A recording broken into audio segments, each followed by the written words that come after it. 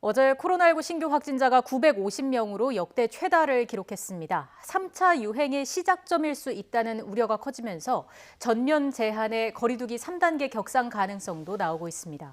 코로나19 상황과 조두순 출소 등 주요 현안들 짚어보겠습니다. 이용혁 건국대 경찰학과 교수, 김성훈 변호사 나오셨습니다. 어서 오십시오. 안녕하세요. 자, 지금 코로나19 사태 이후 가장 많은 확진자가 발생했습니다. 이게 1차, 2차 위기 때와는 또 차원이 다른 확산세를 보이고 있습니다. 네, 그 두 가지 점에서 가장 좀 위험한 부분이 있는 것 네. 같습니다. 일단은 1차 같은 경우에는 신천지 관련돼서 이제 코어 집단에서 중심으로 많이 감염이 됐고요. 네. 2차 같은 경우에도 집회와도 관련된 부분들이 많이 있었습니다.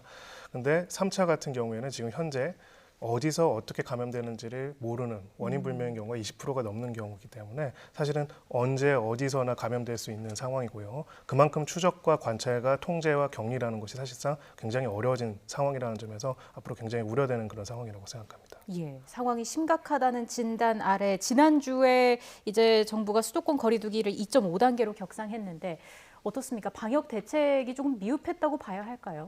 일반적으로 이제 그 사회적 거리 단계를 격상하게 되면 열흘 또는 2주 안에 감소하는 모양이 뚜렷했는데 네. 이번 같은 경우는 오히려 증가하고 있는 것으로 봐서는 사실상 그 격상의 효과가 없다 뭐 이렇게 평가할 수밖에 없을 것 같고요. 아무래도 겨울이라고 하는 계절적 특수성과 더불어서 이미 그 소리 없는 전파가 이루어지고 있었기 때문에 예를 들면 그 무증상 감염자라든가 또는 작은 클러스터 상에서 이미 그 이루어지고 있었기 때문에 2.5단계라고 하는 이 사회적 거리의 격상이 효과를 못 봤다 뭐 이렇게 평가를 할 수밖에 없을 것 같습니다. 네. 그러다 보니까 그 3단계까지 지금 가야 되지 않느냐, 선제적인 대응이 필요하지 않느냐 뭐 이런 논란이 그 지금 불거지고 있는데요. 어쨌든 950명이라고 하면 1월 이후에 가장 최대의 확진자 그 수치입니다. 따라서 좀 더 선제적인 방역 대책이 필요하고 정확한 기준을 제시하는 것도 좀 필요하지 않느냐. 일정한 이 카페라든가 또는 업소라든가 등에 조금 혼란을 느끼는 이런 면도 분명히 그 있었던 것도 예. 이와 같이 그 효과적인 이 감소 추세를 보지 못하는 이유가 아닌가 개인적으로 생각해 봅니다. 네, 이런 상황들 어떻게 바라봐야 하는지 좀 더 자세한 이야기 들어보겠습니다. 김경우 서울백병원 가정의학과 교수와 이야기 나눠보겠습니다. 전화 연결돼 있습니다. 교수님 나와 계시죠? 네, 안녕하세요. 네, 1,000명에 육박한 그 수치가 주는 체감이 지금까지와는 확연히 좀 다른 것 같습니다. 이게 뭐 시작점이다 이렇게 봐야 한다는 시각도 우세한 상황이거든요. 교수님께서는 어떻게 진단하고 계시는지요? 네, 아무래도 갑자기 이제 1,000명이 나와서 좀 당황스러우신 분들이 많을 텐데, 네. 한 2주 전에 이제 방역 당국에서 감염 재생산 지수로 아마 지금쯤에는 700명에서 1,000명이 나올 가능성이 많겠다 이렇게 예측한 적이 있었는데, 네. 그 예측이 좀 어느 정도 맞는 것 같고요.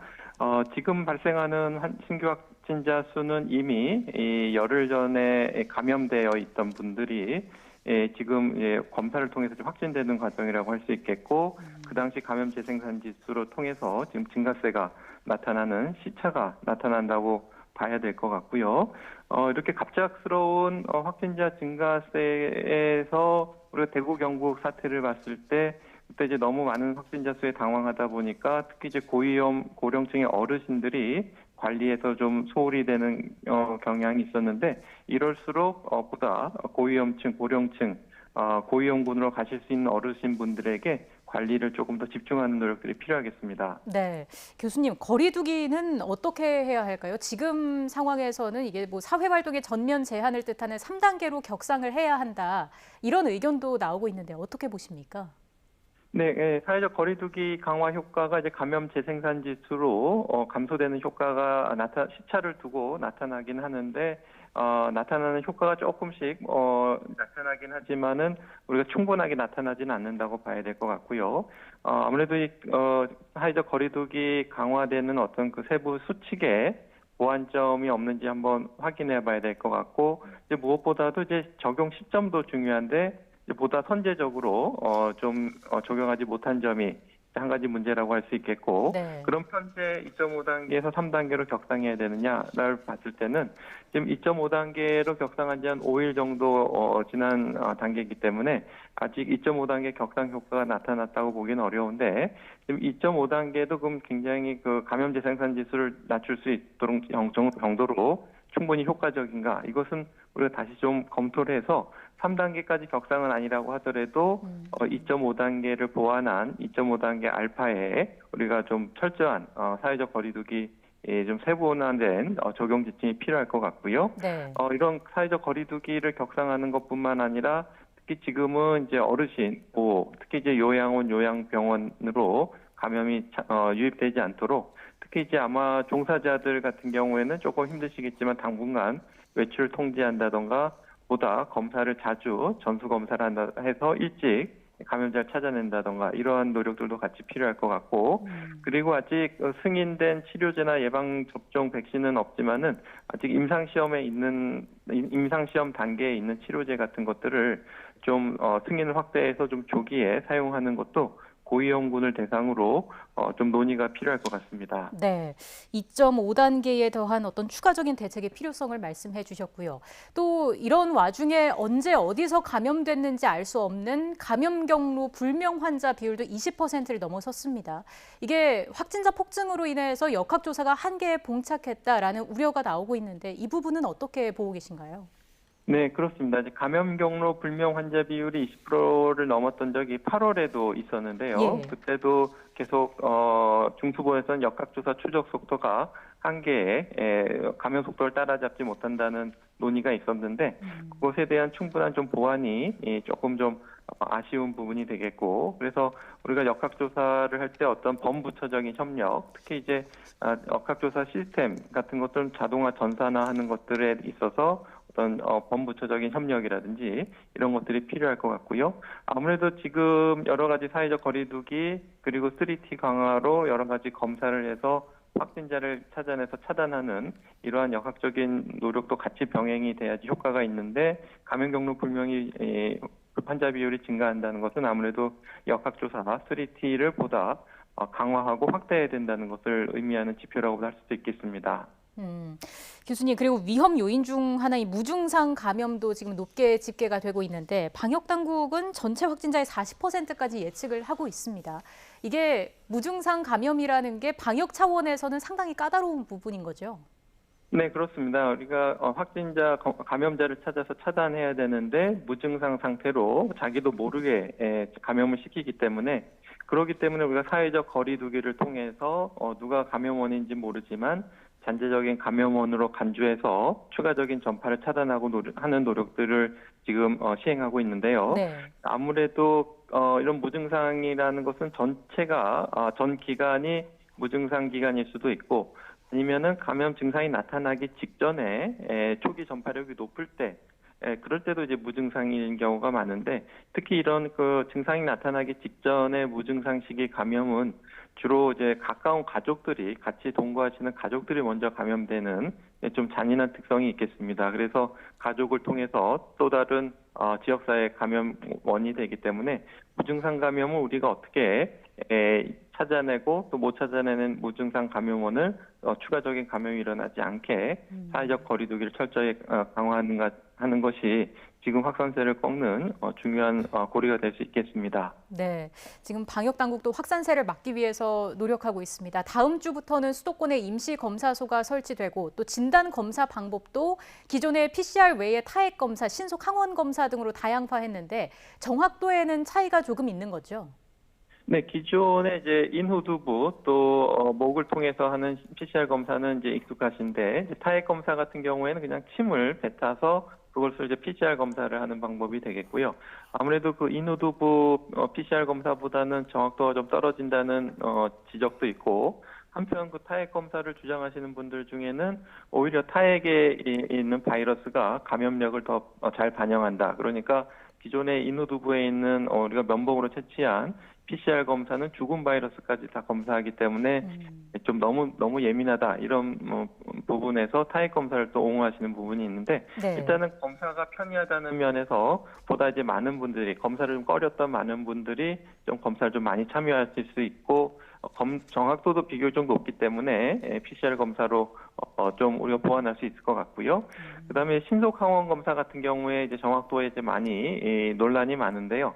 물론 이제 기존의 PCR 검사보다 우리가 민감도라 그러죠. 그러니까 있는 분을 찾아내는 확률이 한 77%로 알려져 있는데 이제 제품마다 차이가 있지만 지금 국내 식약처에서 승인한 제품은 그 민감도와 특이도가 굉장히 좋기 때문에 네. 비교적 정확한 검사라고 할 수 있겠고요.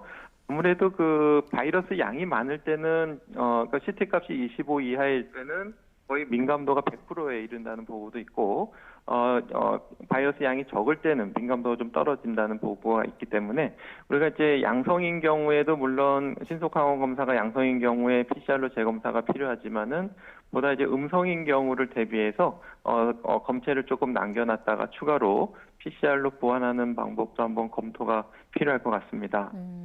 문제는 근데 또 진단검사가 증가하는 만큼 신규 확진자가 더 늘어날 가능성도 높을 텐데 지금 수도권의 경우에는 확진 판정을 받더라도 집에서 대기하는 환자들이 늘고 있는 상황 아니겠습니까? 이것이 또 가족 간의 추가 감염으로 또 다른 집단 감염의 도화선이 될 위험은 없을까요? 네, 충분히 그럴 수 있겠는데요. 가족 간의 어떤 감염 차단하는 것은 우리가 무증상 감염 시기가 있기 때문에 굉장히 사실 현실적으로 어렵고 네. 만약에 가족 중에 한 분이 확진 판정을 받으시게 되면 다른 가족분들이 이제 음성이 나와도 일단 자가격리 대상자가 되실 텐데요. 일단은 지금 같이 거주하시면서 감염 차단을 하는 현재 자가격리 지침에 따라서 모든 가족분들이 마스크 착용, 사용하시는 공간을 분리하시고 또 사용했던 공간에 대해서는 충분한 환기나 표면 소독 같은 걸 하셔야 되겠고 또 식사도 따로 하셔야 되겠고 또 화장실 같은 공용 공간을 사용하시고 나서도 계속 표면 소독과 이제 환기 이러한 노력들이 필요하신데 이제 어느 정도 확진된 다음에는 가족들도 이미 많이 노출될 가능성이 있어서 가족 간의 감염을 어떻게 막느냐도 지금 확산세에서 굉장히 좀 풀기 어려운 문제라고 할 수 있겠습니다. 네, 교수님 마지막으로요. 위중증 환자도 가파르게 증가하고 있고 앞으로도 더 늘어날 수밖에 없는 상황입니다. 병상 확보 문제 그리고 의료 인력 확보 문제가 시급한 사안인데 어떤 방안이 있을까요? 네, 지금 어느 때보다도 좀 여러 가지 정부와 의료기관과 의료진 모든 분이 지금 힘과 지혜를 모아야 할 시기인데요. 지금 많은 제안들이 있습니다. 그래서 환자분들을 좀 모아서 집중적으로 볼 수 있는 전담 병원을 만들자. 그러니까 새로 신축보다 기존에 있는 병원을 이렇게 전환해서 하자는 의견, 그리고 그런 병원이 부족할 때는 체육관이나 컨벤션 센터까지 가동할 수 있는 준비를 하자, 이러한 제안들이 있고요. 네. 의료 인력 같은 경우에도 지금 전문 인력을 당장 늘리기는 어렵기 때문에 기존에 있는 전문 인력이 보다 자기의 전문화된 진료에 집중할 수 있도록 좀 주변에서도 보조 지원, 보조 의료인의 인력이 또 도움이 될 수가 있겠는데요. 그러니까 좀 간단한 업무들은 전문 의료진이 굳이 할 필요 없고 보조 인력이 같이 도와주신다든지 이러면은 보다 좀 환자 진료에 집중할 수가 있기 때문에 그리고 이제 해외 사례 같은 경우에는 스페인이나 이런 데서는 갑자기 확진자가 증가했을 때 이제 예비 간호대생이라든가 예비 의대생이 진료 현장에 투입된 경우도 있기 때문에 지금 졸업 학년에 있는 예비 간호사 의사들을 좀 빨리 동원하는 방법도 좀 고민해봐야 될 것 같고요. 다양한 어떤 아이디어나 자원과 인력을 동원할 수 있는 부분에 대해서 다시 한번 힘을 모아야 할 시기라고 할 수 있겠습니다. 네, 알겠습니다. 교수님 말씀 오늘 여기까지 듣겠습니다. 고맙습니다. 네, 감사합니다. 네, 지금까지 서울백병원 김경우 가정의학과 교수와 함께 이야기 나눠봤습니다. 지금 잠깐 정리를 하면은 신규 환자가 인구 밀도가 높은 수도권에 집중이 돼 있는 상황입니다. 물론 총리도 언급을 했습니다만은 결국에 확산세 반전의 핵심은 수도권 방역 총력전이라고 보면 되겠죠. 네, 그 총리께서도 그 수도권이 무너지면 전국 방역망이 무너지기 때문에 네. 총력을 다하겠다. 그래서 그 역학조사에 있어서도 관련 신임 공무원들을 긴급 배치하는 이런 그 결정도 한 것 같고요. 또 그 추가적으로 그 신규 150개의 건별소를 빨리 설치를 한 것 같습니다. 지금 그 669명이 그 수도권 지역에서 그 발생을 했기 때문에 결국 수도권 지역에 이와 같은 모습이 결국은 지인의 모임을 통해서 전국으로 흩어지는 확산되는 이런 모양새인 것 같고요. 최근에 그 종로의 한 음식점이 결국은 노래 연습하는 곳과 연결되고 네. 또 그 최근에는 역사에서도 10여 명의 확진자가 나오고요. 또 그 증권 회사 사무실에서도 이와 같이 발생하는 것이 수도권을 중심으로 그야말로 작은 클러스터가 짧은 시간 안에 확대되는 그야말로 잠깐 설명하신 바와 같이 재생산 지수 숫자 자체가 높아지는 이런 영역이 수도권에 있어서 얼마만큼 선제적인 대응을 빨리 하느냐 네. 뭐 이런 것이 지금 중요한 관건이기 때문에 총리께서도 그야말로 최선을 다하겠다 이런 입장을 밝힌 것으로 해석됩니다. 네, 그리고 지금 영국을 시작으로 백신 접종이 시작되면서 여러 가지 백신 관련 허위 정보들이 나오고 있습니다. 이게 분명히 법적으로 문제가 되는 부분들이 있는 거죠. 네, 허위 사실을 유포해가지고 특정 백신이라든지 특정 어떤 인물에 대해서 이제 거짓된 정보들을 유포하게 된다면은 비방할 목적으로 그렇게 했을 경우에 당연히 정보통신망법상 이제 처벌이 가능하고요. 네. 또 이제 결국 이 방역이라는 거는 방역을 하는 주체들은 거의 우리 모두입니다. 우리 모두가 사실 방역의 주체로서 도움이 될 수 있는 각각의 수칙을 준수할 수 있는 노력을 해야지 없는 사실까지도 지원해가지고 이제 과장된 사실들을 유포할 경우에는 사실은 단일적인 이 대응의 대우를 흐트러뜨리는 거죠. 또 한편으로는 우려스러운 부분은 또 한국에서의 방역이 잘 된 이유이기도 하고요. 또 최근에는 또 어려운 이유 중에 하나가 이 감염으로 확진되는 분들에 대한 사회적인 차별이라는 데 억압들이 좀 분명히 있습니다. 그러다 보니까 그렇게 되면은 단순하게 치료받는 것뿐만 아니라 자신이 소속된 집단과 직장으로부터도 굉장히 배제되는 그런 일이 나타나고요. 네. 특히나 지금 또 여러 가지 국가 자격 시험들을 응시하는 거에서도 아예 응시를 못하도록 하는 규정들도 일단 일부 나오고 있습니다. 이러다 보니까 증상이 경미하거나 증상이 있는 사람이라도 자발적으로 검사를 안 받고 숨어드는 경우가 자꾸 발생을 하고 있어요. 그래서 이런 허위 정보를 차단하는 것뿐만이 아니라 이런 감염으로 인해서 혹은 확진으로 인해 가지고 사회경제적인 차별을 받지 않도록 또 여러 가지 대책을 마련하는 게 방역에도 꼭 필요한 것이 아닐까 그렇게 생각합니다. 네, 방역에 걸림돌이 되는 허위 정보들 유포시나 엄벌에 처해질 수 있다는 점 기억해 둬야겠습니다. 다음 이슈로 넘어가 보도록 하겠습니다. 아동 성범죄자 조두순이 앞서 전해드린 것처럼 12년의 형기를 마치고 오늘 아침 7시쯤에 출소를 했습니다. 지금은 개시 절차를 다 마치고 자택에 도착을 한 거죠? 네, 그 현재 자택에 도착한 것으로 알려져 있고요. 그 중간에 여러 가지 작은 소동들도 분명히 있었던 것 네. 같습니다. 그도 그럴 것이지.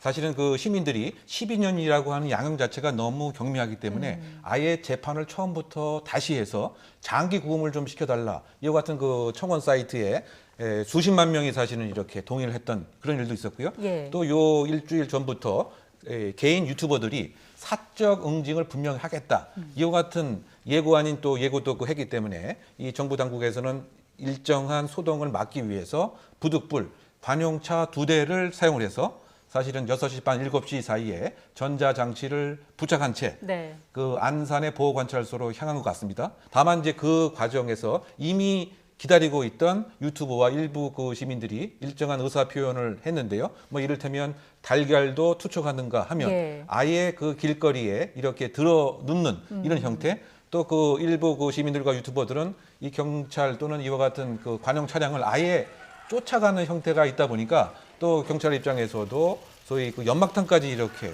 그 발사를 하는 예. 왜냐하면 또 차량 위에 또 올라서는 이런 일도 이었습니다. 이와 같은 일정한 그 소동이 분명히 있었고요. 그다음에 이제 그 안산 보호관찰소에서 일정한 행정 절차를 이제 거쳤죠. 네. 이 전자 장치에 대한 동의, 그다음에 어떻게 사용이 되는가에 대한 숙지, 그리고 그 주소에 대한 신고, 이 확인 절차를 하고 나서 9시경에 그 자택으로 간 것 같습니다. 그런데 이 자택 앞에도 그 주민들과 또 언론, 또 유튜버들이 일정한 항의 의사 표시를 분명히 한 것이고요. 그래서 신속하게 지금 자택 안으로 들어간 것 같고, 만일의 경우를 대비해서 이 정문 자체는 경찰이 이렇게 봉쇄를 하고 있는 것 같습니다. 네. 이것은 그 조두순을 보호하는 이런 목적이 아니고 사실은 불필요한 불상사가 혹시 생길 수 있는 것을 사전에 막기 위한 부득불 조치가 아닌가 이렇게 해석이 됩니다. 예, 저희가 계속해서 영상을 보여드리고 있는데 보호관찰소에 도착했을 때 조두순의 얼굴이 잠깐 공개가 됐습니다. 물론 모자도 쓰고 마스크도 쓰고 있었습니다마는 다른 성범죄자와는 달리 또 조두순의 얼굴이랑 주소지를 바로 공개할 예정이라고 하죠. 네, 그렇습니다. 아무래도 주민들이 굉장히 불안해하는 부분도 있고요. 무엇보다도 앞으로 두 가지 측면이 있습니다. 이제 시민들한테는 성범죄자의 주소를 정보라든지 관련된 내용들을 확인해서 추가적인 피해가 발생하지 않도록 스스로 조심할 수 있도록 한번 정보를 주는 것도 있고요. 네. 또 한편으로는 조두순 본인에게도 관련된 내용들이 어떻게 보면 통지가 당연히 되지 않겠습니까? 그래서 이렇게 종합적으로 정보가 확인되고 감시가 되고 있으니까 어떠한 추가적인 범죄도 하면 안 된다라는 경고의 의미도 담을 거라고 보여지고요. 다만 지금 벌어지는 이 혼란들은 어떻게 보면 좀 근원적인 안타까움이 있는 부분이 있습니다. 네. 처음부터 법을 제대로 제정을 하고 엄정하게 시행을 했다라면은 이렇게 저희가 왜 이렇게 많은 사람들이 몰려들었을까? 사실 이거는 굉장히 형사정책적으로 의미가 있는 모습이거든요. 이 형벌의 가장 중요한 목적 중에 하나가 응보가 있습니다. 이 사람이 저지른 죄값에 합당한 처벌을 내려가지고 그 사람으로 하여금 그런 나머지 사람들이 사적 보복을 안 해도 되도록 국가가 그것을 하는 것이 근대형법의 기본적인 기조이거든요. 근데 거기에 저희가 봤을 때는 정말 다시 말하기도 어려울 정도로 천인공노할 범죄를 저질렀는데 12년을 살고 다시 나와가지고 우리 사회 공동체에서 살아야 한다고 네. 하니까 우리 국민들 일반적인 시민들이 생각하고 있는 응보와는 너무나 안 맞는 구조인 거죠. 이제 와서 이제 여러 가지로 뭐 부가적인 처벌들 24시간 가심시들 이야기를 하지만은 이미 사실 많이 늦은 감이 있고요. 이것을 토대로 해가지고 조두순이란 개인뿐만이 아니라 우리가 성범죄자들에 대한 관리와 전반에 있어가지고 얼마나 제대로 규율을 경비하고 제대로 하고 있는지를 좀 검토해볼 그것이 바로 이런 모습들이 다시 나타나지 않을 수 있게 되는 어떤 대책이 아닐까 그렇게 생각합니다. 네. 자, 그럼 여기서 저희가 조두순의 이동 과정에서의 그 취재 현장 그리고 조두순을 담당하게 될 보호 관찰관의 말을 차례대로 들어보고 오겠습니다. 용인에게 선제해봐요. 방송하십니까? 진심으로 뉘우치고 계시나요? 네, 죄송합니다. 관영 신문입니다. 피해자 가족에게 사과할 용의가 있습니까? 예, 천인 공로할 잘못을 했다 하면서 고개는 숙였고요. 그래서 앞으로 반성하면서 살겠다는 의지는 나타냈습니다. 그것은 2차 가해가 되기 때문에 절대 그런 일은 없도록. 교수님, 이제 출소를 했습니다. 조두순 관리 방안은 그 전에 성범죄자들의 그 방안과는 또 어떤 점이 달라지게 될까요? 네, 그러면 몇 가지 달라지는데 그 간단히 요약을 하게 되면 밀착 감시가 가능하도록 관련 법령이 일부 개정이 됐고 네. 법무부와 경찰의 협업으로 몇 가지 달라진 사항이 있습니다. 그 첫째는 1:1 24시간 보호관찰관이 밀착 감독을 한다고 하는 이런 점입니다. 예. 즉, 그 일주일의 생활 동선 계획을 보고를 받고 이것에 대해서 불시에 점검도 하고 과연 어떠한 일을 했는가 일일 점검도 함과 동시에 일주일에 4회에 걸쳐서 이와 같은 악성이 있는 성상을 교정시키기 위해서 밀착 면담도 한다고 하는 이런 점이고요. 물론 이제 그 7년 동안 전자 장치를 부착을 해서 동선 자체가 모니터링상 이 감시가 됩니다. 뿐만이 아니고 요 지역 바로 1km 앞에는 여성 안심 지역으로 이렇게 설정을 해서 CCTV를 270대 뭐 이상으로 새롭게 설치를 하는가 하면 초소도 그 만들어서 밀착 감독이 가능하도록 심지어 그 안산시에서는 그 무술을 이렇게 연마한 공무원을 배치하기도 하고요. 또 그 경찰관을 대응팀을 5명을 이렇게 만들어서 배치도 합니다. 다만 문제가 제가 볼 때 되는 것은 이것이 과연 지속 가능하게 그 네. 압박적인 효과를 가져갈 수 있는 것인지 이 부분에 있어서 왜냐하면 매일 이와 같이 과연 이 조두순이 이것을 그대로 따라갈 것인지 잠시적으로는 경각심을 갖겠지만 소위 말해서 한 달, 2달, 3달 지나고 나서 무엇인가 그 직업을 가질 수 있고 여기에 사회적 연결고리가 없는 상태에서 일반적인 그 감시만으로는 분명히 그 한계가 있지 않겠느냐 네. 이런 점이 노정되긴 합니다. 그럼에도 불구하고 지금과 같은 점이 달라지는 점이고요. 뿐만이 아니고 이를테면 음주에 대한 금지라든가 특정 시간대 외출 제한이라든가 라고 하는 것을 법원에 신청을 해서 아마 그 조만간 이 명령이 사법법에 의해서 발효가 될 것 같습니다. 그렇다고 본다면 음주 자체도 제한이 되고 9시 이후에는 외출이 금지되는 이것도 새롭게 달라지는 점으로 요약됩니다. 예, 철저한 감시를 요구하는 목소리가 높은데 앞서 설명해 주신 부분 중에서 전자발찌에 대해서 완전히 믿을 수 없다라는 목소리도 나오고 있습니다. 보니까 전자발찌를 찬 상태에서 일어난 성범죄가 해마다 60건에 이른다고요. 네, 그렇습니다. 그리고 그런 전자발찌를 찬 상태에서 또 재범을 하는 또 예. 성범죄자 재범자들이 자신의 주소지 거주지 근처에서 재범을 저지르는 경우가 굉장히 많이 있고요. 결과적으로 우리는 실패하고 있는 겁니다. 어떻게 보면은 성범죄자들을 이 교정시설에서 교화하는 거에서 실패를 하고 있고요. 재범을 방지해서 피해자들이 더 이상 생기지 않도록 보호하는 거에서도 실패하고 있는 거죠. 우리는 재범이라고 이야기를 하지만 이 60건의 재범이라는 거는 60명의 피해자, 그 이상의 피해자를 이야기를 하는 겁니다. 네. 자, 이 피해자들은 그러면은 이 사람들이 이미 성범죄로 처벌을 받았는데 국가가 이 사람들을 가둬가지고 교정을 해가지고 내보내가지고 다시 그런 피해를 입은데 그 피해자들은 그럼 어떤 심정이 들겠습니까? 이거는 이 범죄자들의 극악한 범죄뿐만 아니라 교정과 보호, 피해자 보호 그리고 범죄 예방 모든 면에서 실패한 거라고 볼 수가 없고요. 실제로 이거는 데이터적인 차원에서도 드러난 부분이 있는 게 네. 우리나라에서 이 전자발찌 감시 인력 한 명당 이제 감시하는 인력이 한 17.3명 정도에 이른다고 합니다. 이 OECD 평균은 한 10명 정도 감시를 하는데 17.3명을 만약에 한 명의 감독관이 제대로 그걸 볼 수 있는가? 사실은 어려운 거죠. 전자발찌만 채워놓고 사실상 제대로 감시를 안 하고 있기 때문에 이런 문제들이 벌어졌다고 생각을 하고요. 그래서 근본적으로 전자발찌 제도 도입뿐만이 아니라 심리적이나 아니면은 정신적인 면에서 제대로 된 교정이 될 수 있는 방법이 뭔지 그리고 진짜 제대로 된 어떤 관리 감독할 수 있는 방법이 무엇인지를 인력과 예산 차원에서도 좀 검토를 해볼 시점에 이르지 않았나 그렇게 생각합니다. 실패를 한다는 건 그럼 이거를 통제하기 위한 무언가가 분명히 또 필요하다는 의미이기도 할 텐데 성범죄자의 경우에는 재범 위험성이 높아서 지금 보호 수용 제도가 다시 거론이 되고 있지 않습니까? 이게 어떤 제도인지부터 간략하게 설명을 해주실까요? 네, 지금 그 논의되고 있는 제도는 이런 취지죠. 재범의 위험 가능성이 상당 부분 있기 때문에 네. 일정 기간 격리를 시키고 재범의 가능성이 떨어졌을 때 사회에 출소를 시키자. 이와 같은 내용을 요약이 되는데요. 다만 논란이 되는 점은 이와 같은 그 법 자체가 사실은 이미 존재를 했었습니다. 네. 다만 이제 문제가 됐던 것은 사회보호법인데요. 이것은 이중처벌에 문제가 있지 않느냐.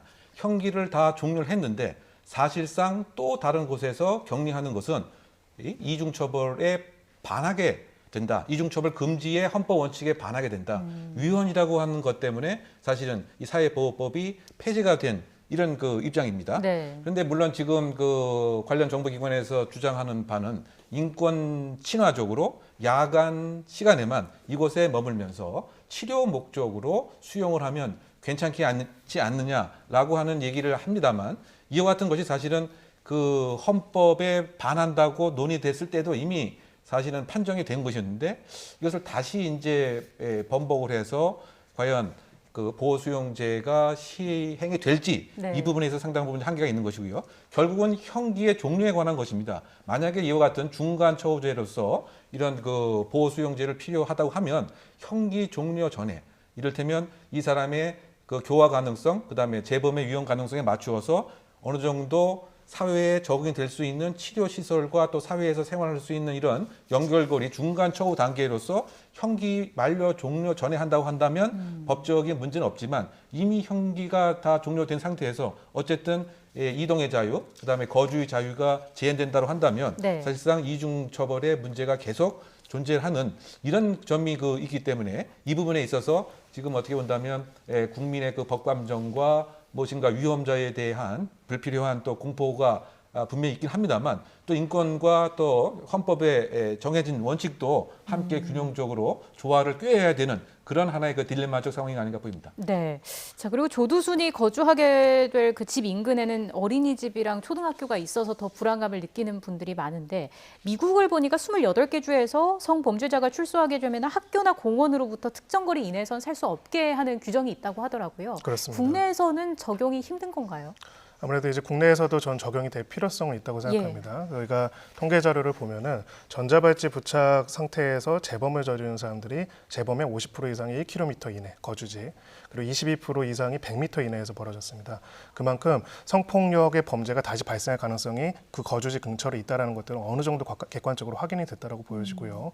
그런데도 불구하고 이제 특히 아동 성범죄 같은 경우에는 재범률이 또 더 높습니다. 네. 또 여러 가지로 문제들이 많이 되는데 여전히 아동과 학생들이 많이 있는 그런 공간들을 배치하는 거 잘못됐기 때문에 대책이 필요하고요. 다만 이제 현실론으로 이제 이야기가 나오는 것들은 우리나라와 미국과 사실 지리적으로 많이 다른 부분이 있죠. 그러니까 굉장히 밀집되어 있기 때문에 학교 근처라든지 어린이집 근처라든지 학원 근처로 제한을 하면은 사실상 거주할 수 있는 곳이 거의 없어지는 부분들도 있습니다. 그렇기 때문에 이런 부분들을 어떻게 조화롭게 할 것인지는 문제가 되지만은 그것은 방법론의 문제이지 확실하게 특히 아동 청소년 성범죄자들은 아동 청소년이 있을 수 있는 공간으로부터는 최대한 떨어져서 격리할 수 있도록 하는 것들은 반드시 도입이 될 필요가 있다 이렇게 생각합니다. 네, 교수님께 마지막 질문 드리겠습니다. 조두순이 사실 출소 전부터 어디에 살지 알리기도 했잖아요. 이걸 두고 유명세를 원하는 자기 과시형 사이코패스다라는 진단도 나왔는데 어떻게 보시는지요? 네, 뭐 지금까지 뭐 진정한 반성을 했다고 볼 수 있는 행동이 상당히 부족하기 때문에 자신의 행동 자체는 문제가 없다고 계속 믿기 때문에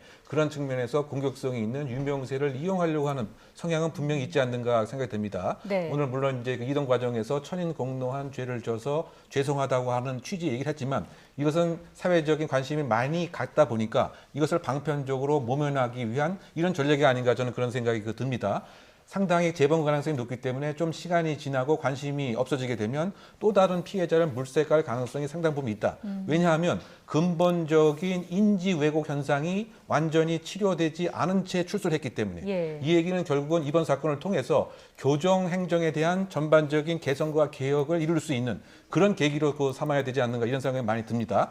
12년 동안 과연 이와 같은 아동을 대상으로 한 성범죄자에 대해서 전문 인력을 확보했는지 과연 예산은 제대로 투입을 했는지 또 아까 말씀드린 바와 같이 교정행정의 다양화를 꾀할 수 있는 것을 미리 준비를 했는지 법무부가 조금 더 관심을 갖고 앞으로 제2의, 제3의, 제4의 조두순에 대한 출소를 대비하는 차원에서도 반드시 준비해야 할 사항이 아닌가 생각해 봅니다. 네, 대책 마련이 시급해 보입니다.